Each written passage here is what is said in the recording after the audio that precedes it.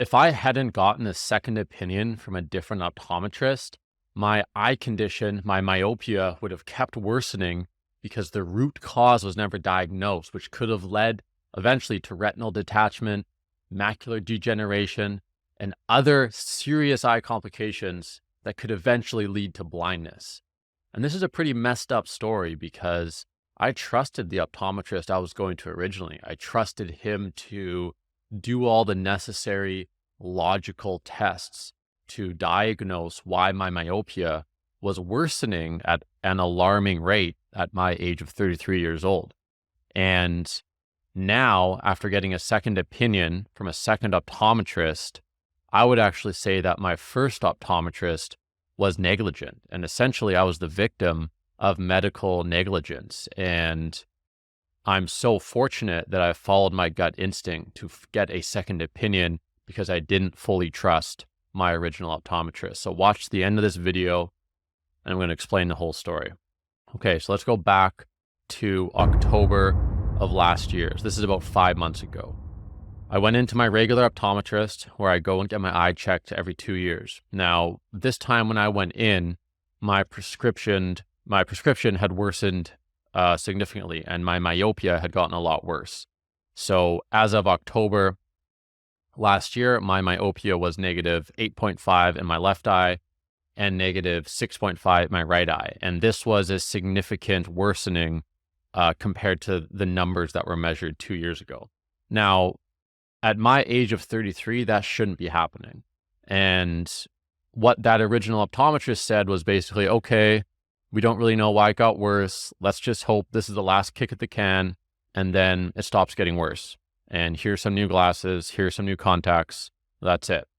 And I asked him, like, what's causing this? You know, what's going on? Because I already do all the vision habits, like the 20-20-20 rule, getting outdoor time. I do all those things. So why are my eyes still getting worse? And he said, yeah, I mean, I don't know. Let's just hope this is your body's last kick at the can is what he said. So I said, okay. And I was on my way. I didn't feel great about the interaction because I didn't feel like he really tried that hard to diagnose the root cause. He just said, you know, we don't know what's going on.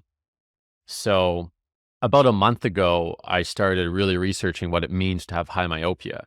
And it's one thing to have the inconvenience of the glasses and contacts and to be very blind without wearing one of those. But the really concerning part are the serious complications that can arise, like retinal detachment, macular degeneration, etc. And those things ultimately lead to blindness. So that's really the risk factors I need to mitigate.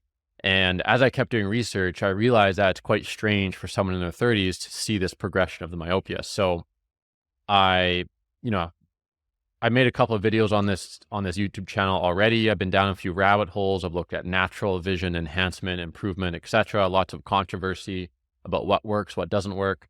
But what I did was I live in Vancouver in Canada, and I just started Googling for highly rated optometrists. And I Googled some things like vision therapy, natural vision help. My goal was to find an optometrist that was at the cutting edge of the profession, one that had all the credentials and education of the mainstream accepted optometry and was also at the cutting edge of how can we enhance people's eyesight. And I found one who fit the bill. She has great reviews. And in addition to optometry, she does something called vision therapy. And I started doing a bit of research into vision therapy. Vision therapy is an accredited branch of optometry in the US. It's very well established. That's been scientifically proven to correct many different vision issues. And most of the time, vision therapy is used in children, whether they're cross-eyed, dyslexic, they can't read properly, their eyes aren't lining up. The vision therapy can retrain the eye muscles to work better. And this helps children do better. But I thought to myself, maybe there's also a thing that can be done for adults, which I learned that was the case. So I go to this new optometrist. I had actually printed off the progression of my myopia over the past 6 years. I made a graph. I'll put it up on screen now. And I printed this off and brought this sheet of paper in with me, sat down in the chair, talked to the new doctor, and she looked at the graph and said, yeah, this is concerning. This shouldn't be happening at your age. Usually we only see this progression of myopia in children. So what's going on here? So she tested my eyes, and first of all, it turned out that my prescription just over the past 5 months had increased by another 0.5 diopters in each eye, which was alarming. So that happened, and then she did additional tests, and it was these additional tests that ultimately revealed the root cause of why my myopia is worsening in the first place. And what these root tests revealed, this is actually her notes right here, which I'll also put up on the screen, is that I have something called esophoria, and I have a very large amount of esophoria. And my understanding of that is esophoria is essentially when the beams of your vision are over converged. So they are pointing in on each other too much.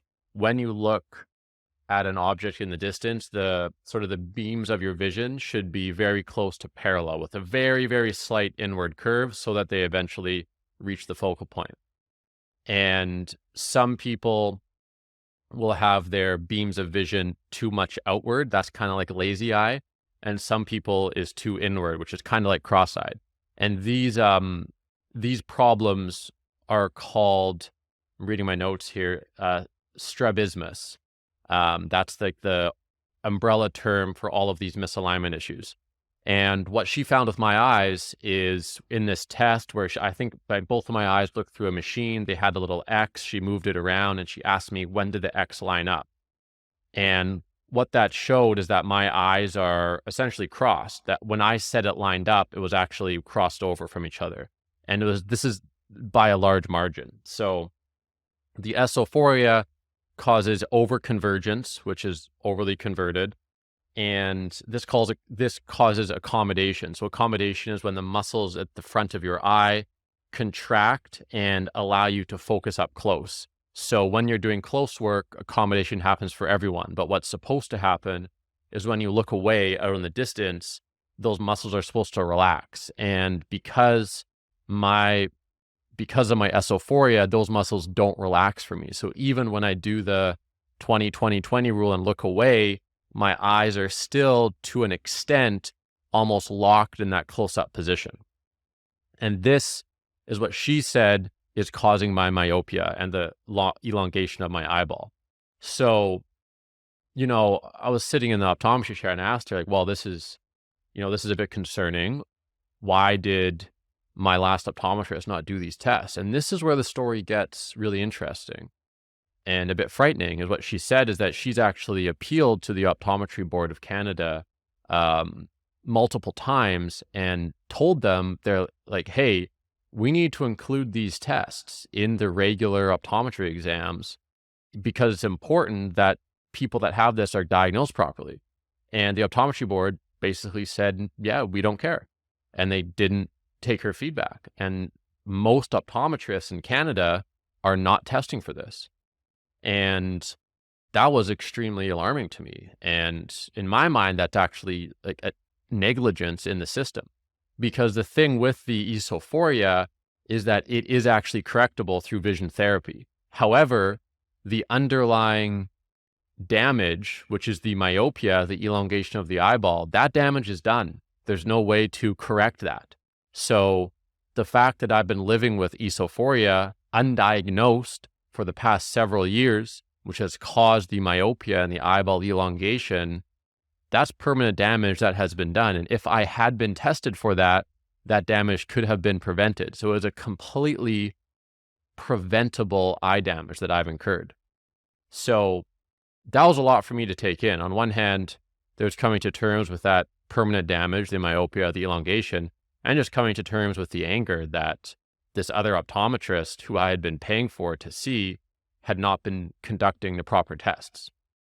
So what I want to convey in this video is, if you have myopia, whether or not you're young or old, if you have myopia that's worsening to any degree, make sure you get tested for esophoria. I've listened to a few podcasts over the past few days.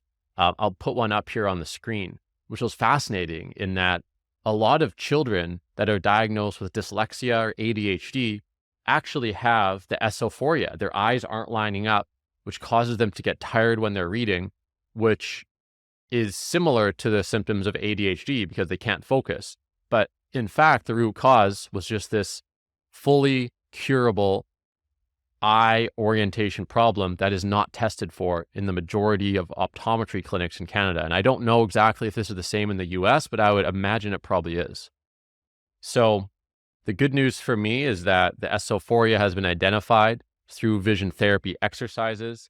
It can be corrected, and I'll show you a little bit of what those exercises are in one moment. So I have a whole host of exercises. One of them is this string with beads. You elongate the string, attach it to a doorknob, and then you focus on each bead one at a time. And the string should make an X in your field of vision, and it should converge right on the bead that you're focusing on. And this ensures that your eyes are getting the focal point correct.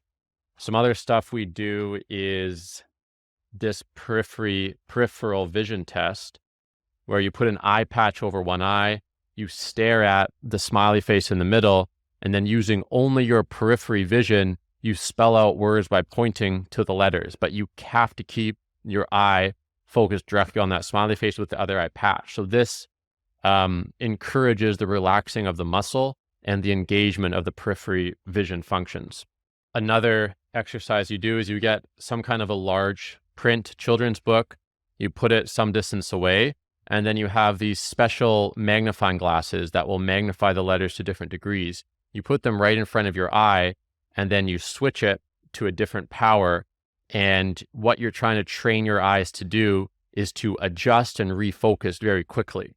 And as you swap them out, you should be able to keep reading smoothly. And this trains your eyes, for example, to go from near work to when you look far away to refocus right away. And a lot of people's eyes don't actually refocus right away, which is a problem. And then finally, there's an exercise with a pencil with letters written on it, where you hold it in different positions for 5 seconds and you focus on reading the letters. So I'm just starting this journey. This should fix the esophoria, which is the root cause of the myopia, which should at the very least halt the progression of the myopia. But thank God I got a second opinion from a more competent optometrist. And if you're in a position where your myopia is worsening, bring this up to your optometrist and get a second opinion to make sure you don't have a root cause problem that is undiagnosed.